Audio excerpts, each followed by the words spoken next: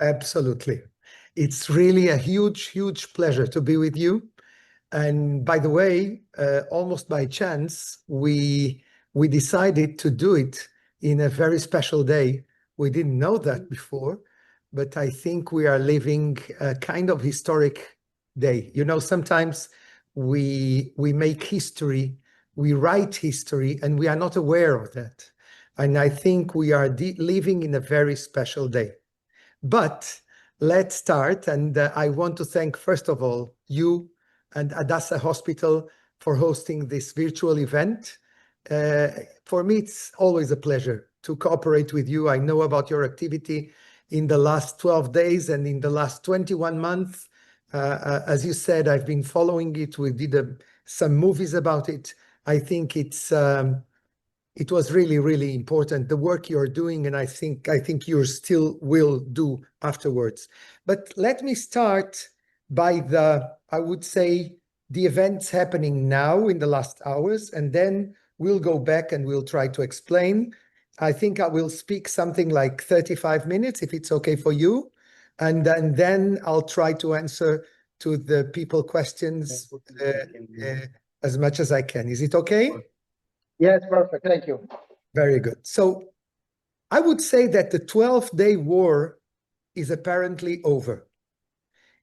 Each side can tell his version to his public opinion. I think the supreme leader of Iran, who is in a very bad shape now, somewhere in a bunker in Tehran or even outside Tehran, he can say that he destroyed Tel Aviv and Beersheba, and we saw what happened this morning in Beersheba. In general, 550 missiles were launched, most of them, by the way, intercepted, but 70 did surpass the defense systems, provoking 30 casualties. Now, maybe you don't know, but the government, the war cabinet of Israel, when they planned the attack in June 13th, some days before, they were thinking about an immediate response of Iran that could provoke between 800 and 4,000 casualties. So every casualty is very painful, but in general, I think there was a kind of surprise, even in the government and in the army, when they understood that in these 12 days, Israel got 30 casualties. Now, Israel and the US can say that we destroyed the nuclear project. I think nobody doubts, even with some problems and that remain that should be dealt maybe in the future. In general, we can say that the whole nuclear and missiles infrastructure was destroyed, and that Israel did something unprecedented, controlling the Iranian airspace for 12 days. Now, as you know, Iran is 80 times bigger than the state of Israel. But at every moment, every Iranian that was looking into the sky, he would see Israeli planes, Israeli drones, and some say even Israeli agents on the surface. Now, this morning, 3 hours, all of us who were in Israel had quite a hell of a night, going so many times to our protected rooms, to our bunkers. It's really, but 3 hours after the ceasefire began, at 7 o'clock in the morning, someone from Iran fired 2 missiles into Israeli territory. By the way, they caused no damage, but immediately 2 Israeli ministers issued threats, and the Minister of Defense, Israel Katz, contrary to the Prime Minister's instructions, decided to deploy the Air Force. The planes, as they did during these 12 days, left the base in the Negev desert, and they went through Syria, Iraq, Jordan, and then Iran, and they were already close to Tehran when the bombs, by the way, were ready for this attack. And then the ministers, as we said, were in a rush to tweet, and Trump sent in a break the size of an aircraft carrier, and everything stopped. The planes came back to Israel, and somebody said that with a little less talking and tweeting, maybe we would be discussing results right now, not a U-turn. And that's exactly what happened this morning. But, I have the feeling that we are leaving geopolitics in motion. I believe, as I said, that history is being written, but we must go back to the beginning. I would say that we are living possibly the end of this 12 days war. Prime Minister Netanyahu said the war is over, but Israel will react to every violation of the ceasefire. But we should go to the beginning, and the beginning was October 7th. That day that you got so many people in the hospital who came from the south, from Gaza, wounded. We did it in our movies, in our documentaries. It was quite amazing, the work you did. But I think that Hamas massacre triggered a series of tectonic shifts, of which the war of Iran is an integral part. That's a date that will enter Jewish history. There is a before and there is an after. I think it was the deadliest terror attack in human history, measured in proportion to the population. It would be as if on 9/11, 2001, in the United States, more than 40,000 people had been murdered instead of 2,900. Hamas committed the largest massacre of Jews since the Second World War. Beyond the massacres, Hamas kidnapped 251 Israelis, of which 50 remain in captivity. The liberation of the hostages will be the most pertinent mission once the war with Iran comes to an end, probably today. The Prime Minister of Qatar just announced that in 48 hours, the negotiations between Israel and direct negotiations between Israel and Hamas will start again, probably in Cairo. And that's an important step.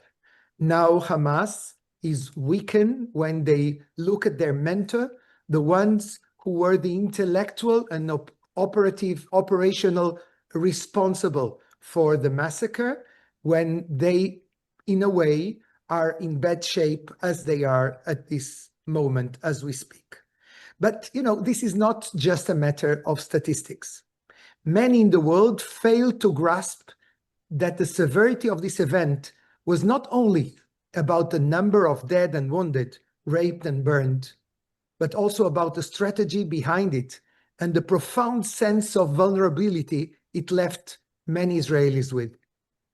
Suddenly, some began to wonder whether it might actually be possible for Israel to fall, just as some of the enemies of the Jewish people have long claimed.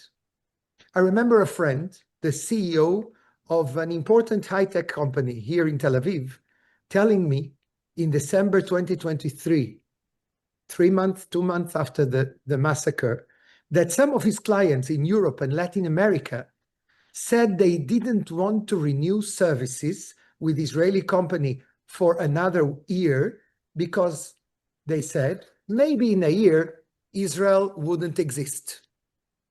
Hamas was the arm that carried out the October 7th attack, but the brain behind it was the Islamic Republic of Iran. 1 month before the massacre, I took part in the first ever Israeli public delegation to visit Saudi Arabia.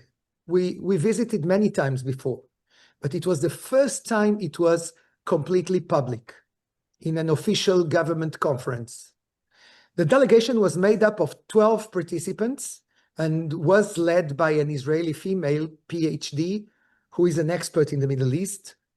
And for the last 15 years, she has been involved in the rapprochement with Saudi Arabia and with other countries in the area, mainly the Gulf states. I was part of it also. At the event in Saudi Arabia, 1 month before the Hamas attacks, it was September 7th, they gave us a huge tag that said Israel on it. And people from all over the Arab and Muslim world looked at us as if we were alliance. In the end of the event, they asked me to publish it in Israel, in one of the main newspapers. It was in Yediot Ahronot, and that's what happened. Right before Shabbat, in a Friday, and the article was replicated immediately in Saudi Arabia, across the Arab and Muslim world, from Rabat to Cairo, and even in the Tehran Times in Iran. Iran understood the obvious. Normalization with Israel was around the corner. October 7th, above all, an attack against that. You know, in the 90s, when Hamas and Jihad launched suicide bombers against Israel, it was in the middle of the peace process when Yitzhak Rabin, the prime minister, and Yasser Arafat were discussing about the possibility of creating a Palestinian state. Hamas killed that possibility at that time with those attacks that were launched in the best moment of the peace process. I remember buses burned, and I was close to Yitzhak Rabin, who was the prime minister and the minister of defense, looking into the dead people, the burned people in the buses, and saying, Lama achshav? Why now? He was meaning the fact that it was the best moment in the peace process. But that was Hamas' goal at that moment, to kill the peace process because they were always against the possibility of a Palestinian state. They wanted a Muslim state. By the way, the Western media is not aware of that fact many times. They are against the Palestinian state. Now, they killed that possibility in the 90s. Now they wanted to kill, and they were the Iranian arm to try to kill the possibility of normalization between Israel and Saudi Arabia, which is something historic and important. Now, just a few days ago, I met in the Gulf with one of the most influential senior journalists in Saudi Arabia. He told me what started on the lawns of the kibbutzim on October 7th in southern Israel could end on the lawns of the White House in a historic agreement between Israel and Saudi Arabia. That's what he said before this 12 days war. This morning I called him again and he said it's even more relevant now because the war is over and because of the results of the war. Now let's work, he said. Let's do something. Now, why is this so important for everyone and for the Iranians and Hamas? Because Saudi Arabia stands at the helm of the Arab and Muslim world. They are the custodians of the holy sites in Mecca and Medina. You know, we have something like 2 billion Muslims in the world. That's almost 1/4 of the world population. And they are the custodians of the holy sites. So they act as leaders, as an example for other Muslim and Arab states. If they were to normalize relations with Israel, others would follow in their footsteps. In addition, the Imam of Mecca, the leader of the World Muslim League, Sheikh Mohammed Al-Isa, said to me that normalization with Israel, and that's very important, would put an end to the war between the Jewish and Muslim civilizations, which began in the 7th century between the Prophet Muhammad and the Jewish tribes.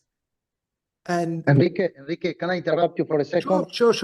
Can you get closer to the microphone? There is, or maybe you have something covered in the microphone. Absolutely. What? Now it's better? Is it okay? Let's see. Is it better now? Yeah, Okay. yes, it's a bit better. Yes, thank you. Good. Thank you very Sorry much. for interrupting, yes. No problem at all. It is not only about Saudi Arabia. To this, we can add the side effects of Israel's new strategic reality. You know, the new president of Lebanon, for example, Commander Joseph Aoun, is beginning to disarm Hezbollah. Hezbollah, as you know, is the most important non-state organization in the world. They had 200,000 missiles that could cover the whole Israeli territory. Now, it's incredible that the president of Lebanon the current president, who is a commander of the army, is disarming Hezbollah after Hezbollah was defeated by Israel. And in Syria, the former jihadist, Daesh, Islamic State, now the new president of Syria, Ahmed Ashara, previously known as Abu Muhammad al-Jolani, who just a few years ago had a $10 million bounty on his head from the United States, has stated, like the Lebanese president, that he would like to join the Abraham Accords, as well, signed, as you know, in 2020 between Israel, the United Arab Emirates, the country with the most strategic planning in the region based on peace with Israel, Morocco, and Sudan. Now, both the Syrian and Lebanese presidents now allow the Israeli Air Force to cross their airspace on their way to Iran, even today. As a journalist, I've had the dubious privilege of meeting with 6 of the 7 founders of Hamas, as well as with Iranians, both from the regime, the Revolutionary Guards, and the opposition. I want you to listen to one of the Iranian diplomats. His name is Mohammad Hidari, who defected and whom I met many times in Oslo. He's now one of the leaders of the Iranian opposition to the government of the Ayatollahs of Ali Khamenei. Please watch it.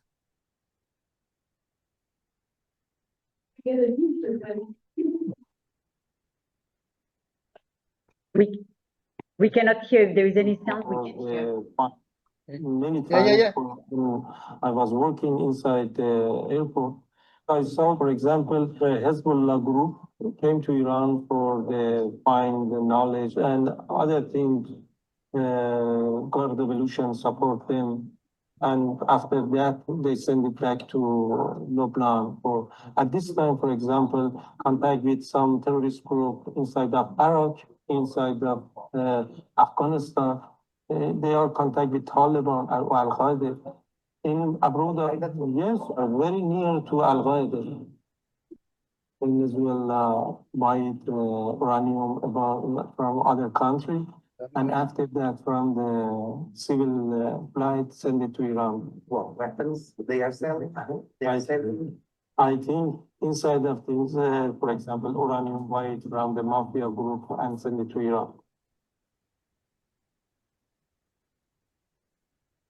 Mohammad Hidari was a war hero. He fought in the Revolutionary Guards in Iran between 1980 and 1988. He was wounded. He was a long time in the hospital, and then he became the director of the Tehran airport, where he saw many things happening. And then he went to the diplomatic service. He was like a diplomat in different countries in Europe. Finally, when he was in Oslo, in Norway, he decided to defect. He understood this regime was problematic. He contacted me some time ago, and I went there to meet him, and he told me incredible things. One of the main questions I asked him, coming from inside, from the regime, I told him, why is Iran so motivated to pay a huge price, even in the economic point of view, with the sanctions, international sanctions, etc., to reach nuclear power? He said, because first and foremost, that would bring Iran to the role of hegemony in the Muslim world. They would be the leaders, finally, which is one of the dreams of the Persian before the Iranian and the Iranians, to become the leaders. Now, you know, they are 15% of the Muslim world, and they lead the Shiite part of the Muslim world, which is 15%, the majority led by Saudi Arabia and Egypt and the Emirates and Jordan. They are concerned with this intention of Iran of becoming the leader of the Middle East. So that was one of the reasons. The second reason, he said, was that Ali Khamenei wanted his son to become the new leader after him. He's ill, he's 86, His son Murtada probably was killed today by Israel. There are some informations about that, but he wanted to create a dynasty, and he thought that having nuclear power, he would be ready. He would be easily, his son would become the new leader. And then he said another thing. He said, Iranians think, look into North Korea. They have nuclear power. They do whatever they want, and nobody touches them. So why not? They want nuclear power, and they are ready to pay the price. And then he said to me something very, very worrying, which is the fact that under the theology, the theological part of this theocratic republic, the Messiah, which is called the Mahdi, would come only when they destroy their main enemies, the kafir, the infidels, and Israel is the main one, the small devil, as they call the small Satan. The United States is the big Satan. So it was quite, I would say, worrying. By the way, I think he's very happy now after these 12 days. I got a WhatsApp from him, and I feel he's very satisfied with that, and he thinks that this attack and this war in Iran will maybe bring the political change he's looking for a long time already. Now, let's go back to the Hamas leaders. Sometime they would speak to me and say that the Jews would not last in this land, that we were like the Crusaders, because we don't belong in this region. In recent years, they began talking about the 80-year barrier in their view. Israel would not last more than 80 years. By the way, this is an Iranian thesis. They pointed two examples in history. They said the kingdom of David and Solomon, more than 3,000 years ago, established Jerusalem as its capital. I don't believe, by the way, there is another country that declared its capital that long ago, 3 millennia. But due to internal strife, it lasted only 78 years, they say. Later, we had another period of sovereignty under the Hasmoneans, which for similar reasons, divisions between us, lasted just 77 years. When the Iranian regime saw the protests on the streets of Israel in 2023, they said, here they go again. They won't make it past the 80-year mark. It's important to understand that for Iranians and for Palestinians, mainly Hamas, democracy is something foreign, often perceived as weakness, especially since, apart from Israel, there is no democracy between Cyprus in the European Union and Japan, a distance of 13,000 kilometers, 8,000 miles. Israel is the only one. But Israel is a country full of contradictions. If we compare Israel to a business, then October 7th, with the failure to protect the Gaza border, the death of 1,200 Israelis, and the abduction of 251 was like a company failing for bankruptcy. It was as if Israel had sunk to the depths of the Dead Sea, the lowest place on earth. And yet, just under 21 months later, we can say that Israel has achieved something unprecedented in human history, practically winning a war on 7 fronts, going from the Dead Sea, 300 meters below sea level, to the heights of Mount Hermon in Syria, 3,000 meters above sea level. It's astonishing, I know, to think that the very same soldiers who for hours couldn't reach the southern towns of Israel are now flying until today in a corridor opened by the Air Force, a route that for 12 days allowed them to fly freely from the Negev to Syria, Jordan, Iraq, and Iran, a round trip of almost 4,000 kilometers, controlling with fighter jets and attack drones the airspace of a country with 92 million inhabitants. It's true, Israel lost, or at least did not win, the war on the 8th front, the front of perception and public diplomacy.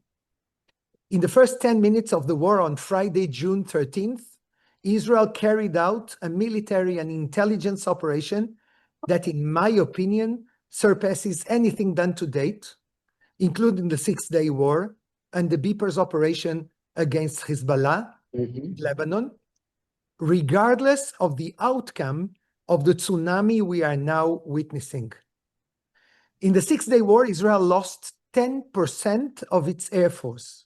We had 200 planes at the time. The Beepers operation, probably one of the most brilliant operations in history, was conducted against Hezbollah, Iran's most powerful proxy. But this time, the target was a state, I hope, 92 million inhabitants, the only country in the United Nations, Iran, that has spent 3 decades openly threatening to wipe another UN member of the map, leaving Israel with no choice. The Iranian mastermind behind the so-called Circle of Fire, President Trump spoke about him, meant to suffocate Israel. He was General Qasem Soleimani, described in Israel by many people, by many generals, like General Amos Gilad, as the most dangerous enemy Israel had since 1948. Nearly 2 decades ago, he built around Israel a ring of fire made up of hundreds of thousands of heavily armed fighters with the objective of choking the Jewish state. He armed them and he paid them salaries. Hezbollah in Lebanon, Assad and pro-Iranian militias in Syria, the militias in Iraq, the Houthis in Yemen, and Hamas and Islamic Jihad in the Palestinian territories. Israel has managed to weaken the circle of fire, which according to some has now ignited during these 20 months of fighting, during which for the first time Iran dared to attack Israel directly. You know, the Persians never attacked directly their enemies for 250 years, but they did, rather than through its proxies. It was in April and October of 2024. Qasem Soleimani was killed in 2020 in an American operation at the Baghdad airport with the participation of Israeli intelligence. Benjamin Netanyahu has spent his entire life warning that Iranian nuclear power is the only existential threat to the Jewish state. Now, this is his Churchill moment. Israel attacked Iran in an operation that had been in preparation for more than 3 years because the Iranians were closer than ever to obtaining their first nuclear bombs. Experts believe that in a very short time, they could produce between 7 and 15 bombs, enough to make Israel disappear overnight. As you know, Israel is 21,000 square kilometers. It's half of Netherlands, half of Belgium, like Wales, less than Massachusetts. It's a very small country. You don't need many nuclear bombs to erase Israel from the map. Now, some in the world wanted Israel to sit idly by and wait to see if Iran would really build nuclear weapons and whether they would use them or not.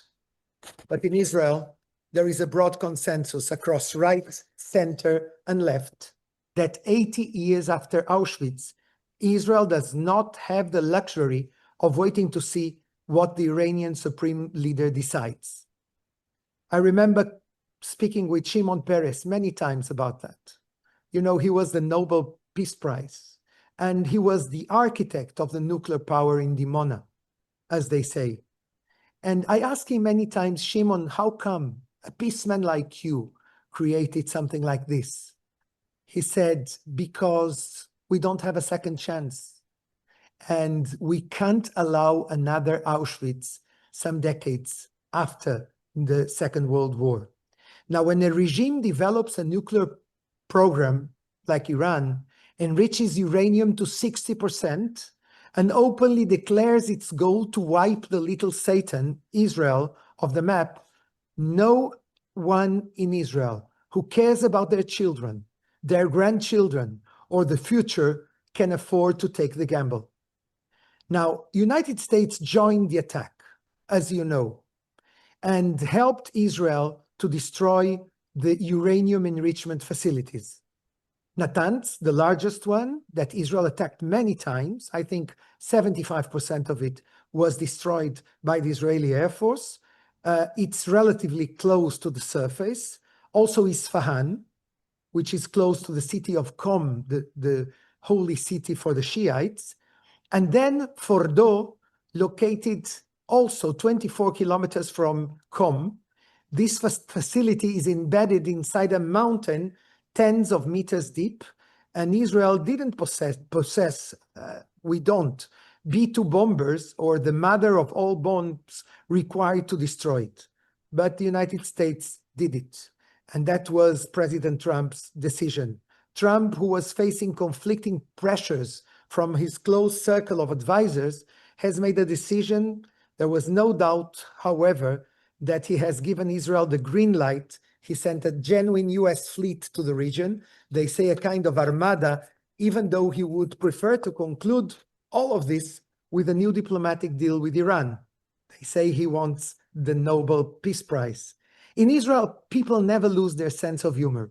So I want to tell you, which they joke, they used to joke, and they should have seen Trump's intention more clearly when he sent a special envoy here named Witkoff, which in Hebrew sounds like he will attack. And it happened. And we must understand what was happening both in the Iranian street and the Israeli street at the same time in the last 12 days. In Tehran, people looked up to the skies and saw Israeli planes bombing 24 hours a day, military goals, and also regime institutions. Basic goods were missing. There was no bread, there were no eggs. ATMs weren't working. I think they aren't working following cyber attacks on the banks. And 5 million people of the 10 million living in Tehran were fleeing the capital, especially toward the north. Ali Khamenei, 86 years old, sick with cancer, sitting in a bunker and realizing that the vast majority of the senior officers who always accompanied him were killed in Israeli surgical strikes, most of them in the first 10 minutes of the attack in June 13th, some of them afterwards. The people around him now are replacements of the replacements. This is in addition to the dozens of nuclear scientists, even yesterday and this morning, that Israel has eliminated in their beds and laboratories. In Israel, in the last 12 days, 550 ballistic missiles have been launched, intercepted by Israeli defense systems, the Arrow 3, Iron Dome, and the American THAAD, causing 30 deaths, as we said, hundreds of injuries, severe material and infrastructural damage, and thousands of displaced Israelis. It's incredibly painful. You know, this morning there were 6 attacks, I think. My daughter Noah cried this morning before 7 a.m., before the ceasefire today, while hearing the explosions around here nearby. And it affects everyone, I think, even those who don't speak about that. Still, when the war cabinet approved the ceasefire, well, we hope this is the end of this war, at least in this stage. The risks were still extremely high. Iran claims it will launch in the future 1,500 kilogram hypersonic missiles. I think we must pay close attention also to how Russia and China react. Until this moment, everything is okay, but we must see what happened. China evacuated their citizens from Israel and Iran. And I think the great nightmare was that the Iranian regime, feeling seriously threatened, could do something truly dangerous. For example, using a dirty bomb. But it didn't happen. Another question was, what will happen to the Iranian regime, established in 1979, if they could fall down? For a regime to collapse, you need 2 conditions. One, the country must be shaken. and I'm sure it is really shaken. It is happening. Much of the population feels the government is taking them in the wrong direction. I spoke with an Iranian Israeli, his name is Benny Sapti, who told me that 55% of the population in Iran is very young, is between 15 and 40. But the problem is there is not the second condition, which is an organized political alternative. That's not entirely clear. I know that a group of anti-regime activists, most of them under house arrest in Iran, they just published 4 points within Iran. By the way, they were supported by the former president, who is a reformist, Hassan Rouhani. Somebody called him the Gorbachev of the Iranian regime, and also by Mohammad Jawad Zarif, the former vice president and foreign minister. They were asking for immediate ceasefire to prevent further destruction. They were asking for serious negotiations with the US and release of the thousands of prisoners, many of whom are women, and they ask for freedom of press also, and the referendum to annul the authority of the supreme leader Ali Khamenei. They didn't get some of this, but they got the ceasefire and the negotiations. And finally, about Israel, before the questions, if you allow me. I believe Israel, with this ceasefire, will emerge strengthened from this situation and will experience a kind of second independence. Now we need to solve the problem in Gaza, and maybe then to go for the future for the relations with Saudi Arabia and with other Muslim and Arab countries in the framework of the Abraham Accords. We are in a kind of refounding of Israel. It's like Israel 2.0. As Ben Gurion, the founder of the state, used to say, the difficult things, we do them immediately. The impossible ones take a little bit longer. Questions, please. Thank you. Thank you. Enrique, I will ask a couple of questions and then open for everybody to add. I think this is two major questions that impact also our analysis of our role moving forward.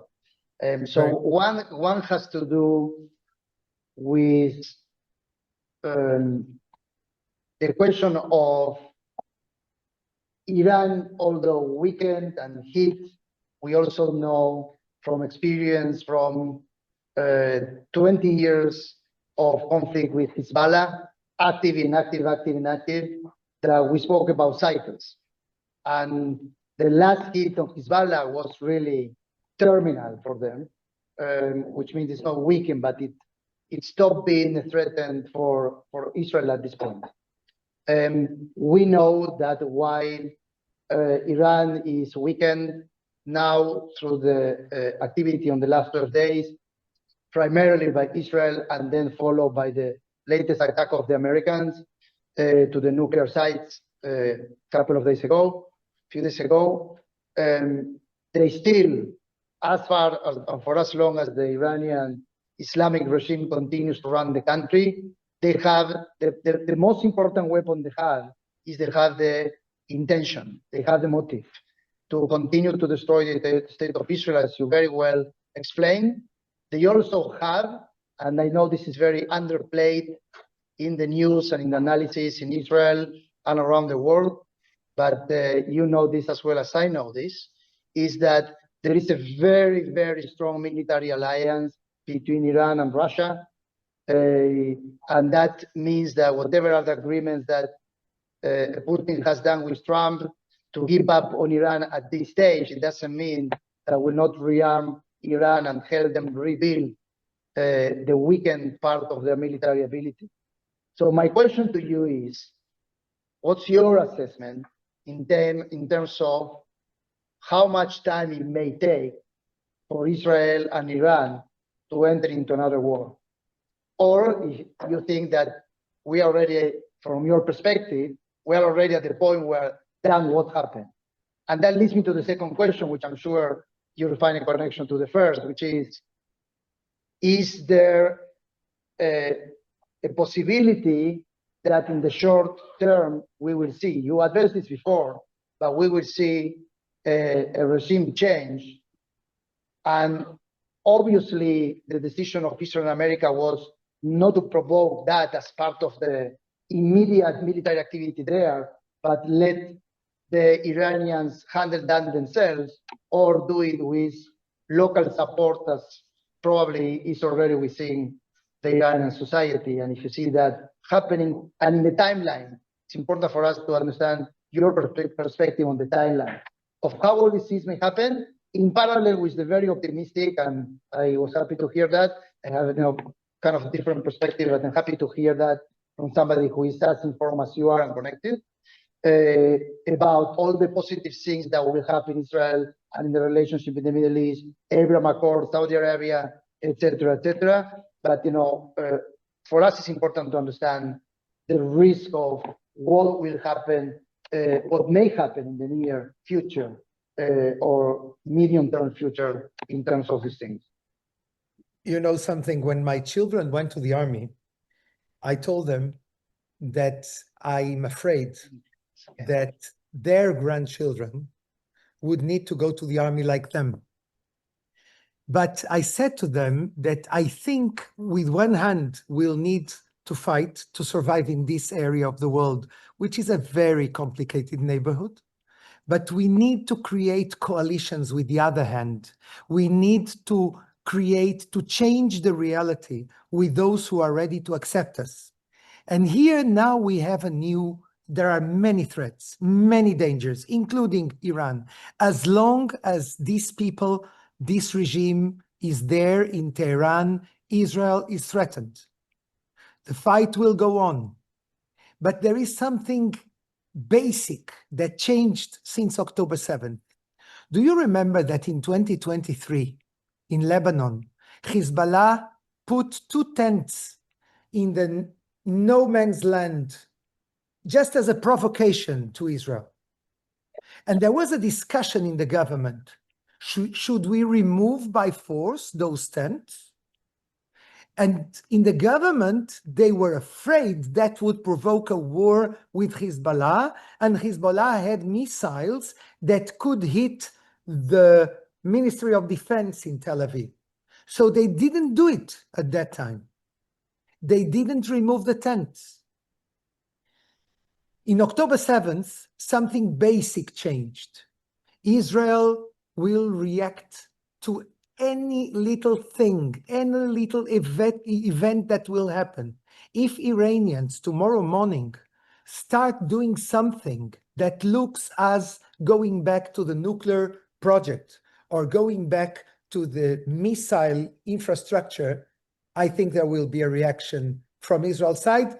And it's not something that is related with this government or with that government. Any government in Israel today will do that because it's the only existential threat to the state of Israel. And Israel can't allow to itself. So to your question, I don't see Iranians doing it in the near future. I think they got quite a lesson now. I don't think we should go into euphoria and into a lot of optimism. Israel must be very, very careful with everything that happens in this area, with the intention of Iran of creating again this circle of fire that they created with Qasem Soleimani that failed completely in this 20 months. But we can never know. Iran is a big country, an important country with very smart people. As you said, they have the intention, some of them, to destroy the state of Israel. But there are also lots of oxymorons, of contradictions. If you watch the social media coming from Iran, you'll see that Iranians are much more pro-Israeli than Europeans or Latin Americans today in the last 20 months. Why? Because they know the Islamist groups. They know Hamas, they know Islamic Jihad, they know the regime in Iran. So they understand Israel, and they, in a way, they even identify themselves with Israel. I told you before, they have a very, very young population that wants something else. And there is another thing there. 50% of the population are women. And women pay a very high price in Iran because the repression to women, we saw it in the demonstrations. They tried to bring to a regime change and they didn't succeed. Now we'll see what happens. Now, to your question, are they going to do it? Are they going to get it? I'm sure they will. But I can't tell you when. If it will happen tonight or if it will happen in 10 years' time. I remember Shimon Peres saying to me, the question is what we are going to get before, the nuclear bomb or the change of regime. And another thing I want to tell you, I remember one of the biggest scholars in the world on Middle Eastern studies was Bernard Lewis. When he was a Jewish gentleman from Britain who used to be in Princeton University. And I remember him coming to Israel when he was 102, I think. And he was still completely sharp. And he told me something I will never forget. In the future, Turkey will be Iran and Iran will be Turkey. So I agree. That's my answer. I think Iran That's is exactly. going into a different process, a change that we can't know when we are going to feel it, Absolutely. when it will be translated into reality. I'm really concerned Intellectual. about the future of Turkey. Where are they going?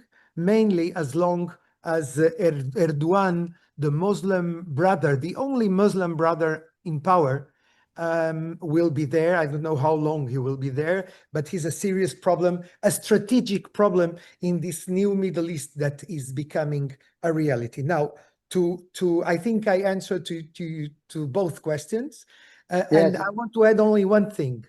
In 2011, the vice president of Syria, Abdel Halim Khaddam, who was in power in Syria for 30 years at that time, decided to leave Syria and he went into exile to Paris.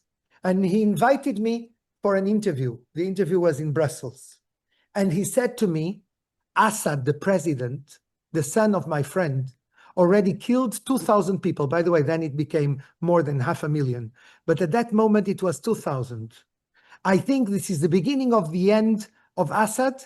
In some months, you'll see his regime over.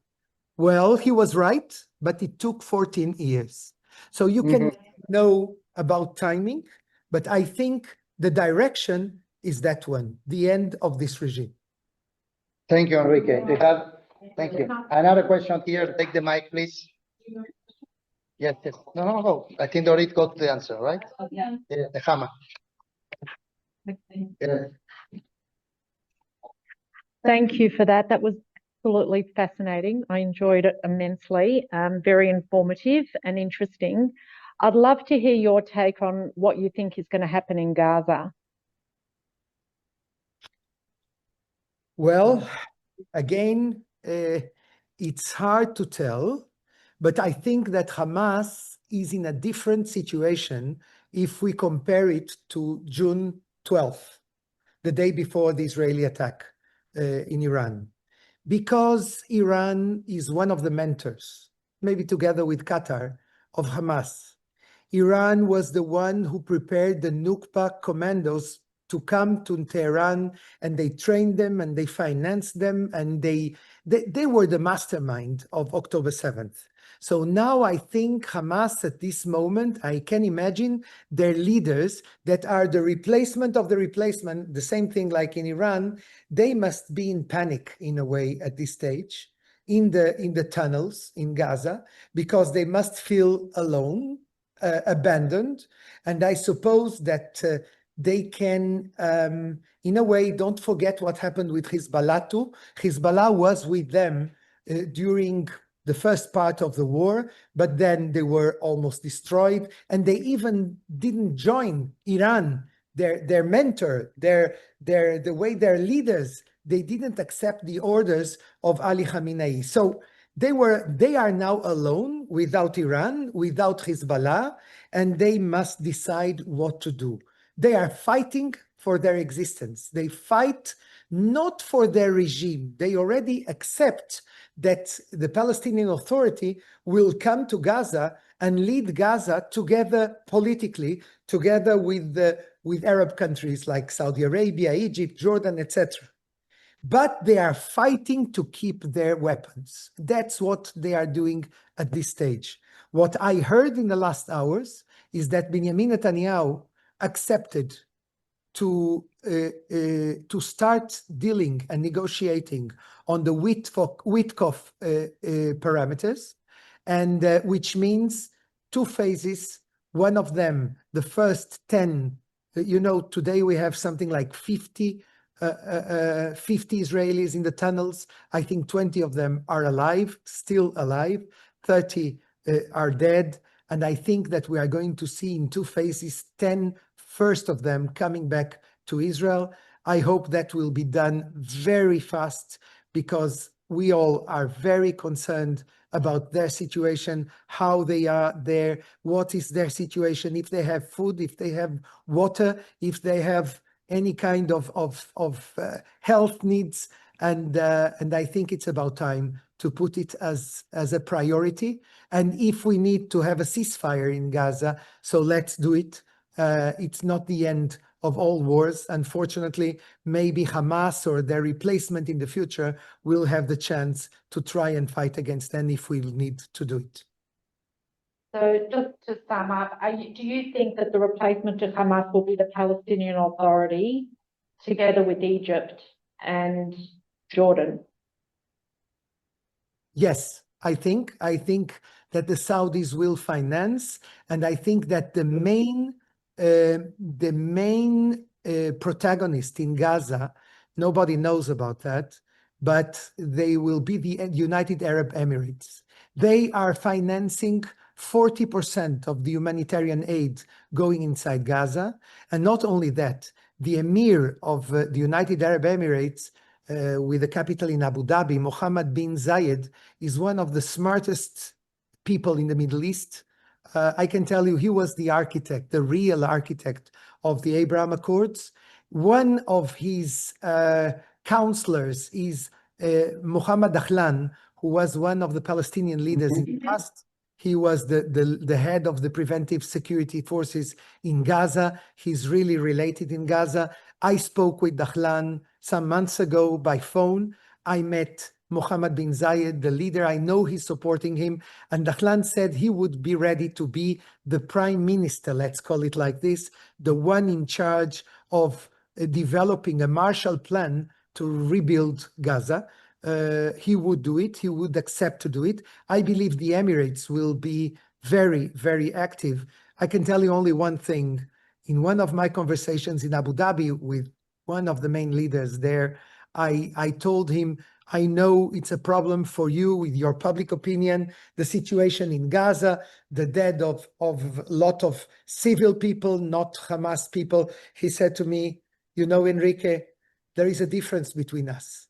You Israelis, you are the best solving problems. You are the best in improvising, but you don't think enough about strategy, he said.